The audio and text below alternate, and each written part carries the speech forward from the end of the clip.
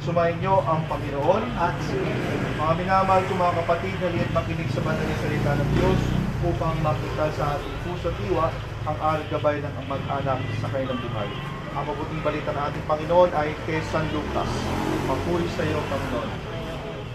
Pagpasok ninyo sa limang bahay, sabihin muna ninyo maghalawa ang kapayapaan sa bahay na ito.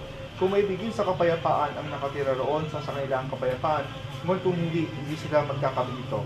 Manatili kayo sa bahay na inyong tinutuluyan, kanin ninyo at inumin ang anumang tinutulog sa inyo, sapagkat ang magagawa ay sa nakatanggap sa kanyang lupa.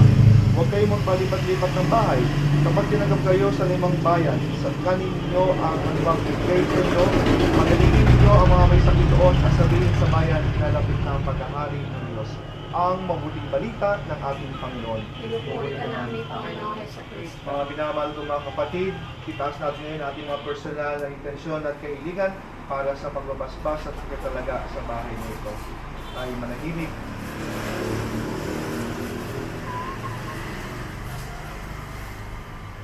At ngayon, ating babasbasan ang buong bahay nito. Ngayon, ating ipon.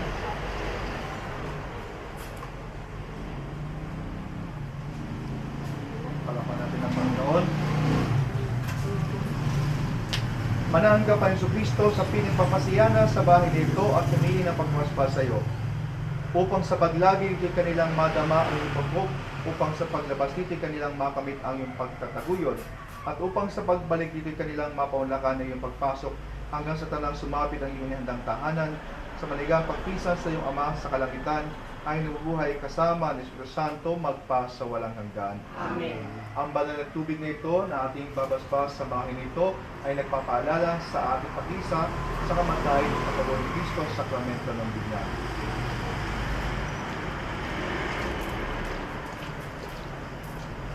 Ano tayo pumasok sa tahanan ng Panginoon at sama-sama tayong manalangin.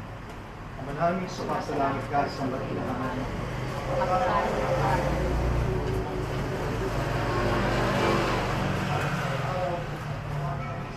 Diyos, ipanalangin kami mga kasalanan, ngayon at kung kami mamamatay. Amen. Luwalhati sa Ama, sa Anak, at sa Espiritu Santo.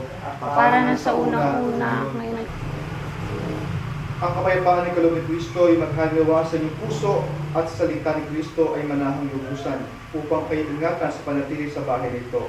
At sa pangalan ni Jesus, itaboy mo at alisin ang hindi na ayon sa panooban at pag-alin ka natin, Panginoon, ngayon at magpa sa walang hanggan. Amen. Sumayin niyo ang Panginoon. At tagalin niyo ang pagkapalang pag-ibig ng Diyos, Ama, Anak, at ng Espiritu Santo. Amen. Ang pagbasbas at pagkatalaga ng bahay na ito sa ating Panginoon ay naganap na. Umayo tayo at patuloy magtiwala sa poong may kapal. Salamat sa Diyos sa lahat ng Panginoon. Thank you po. Thank you.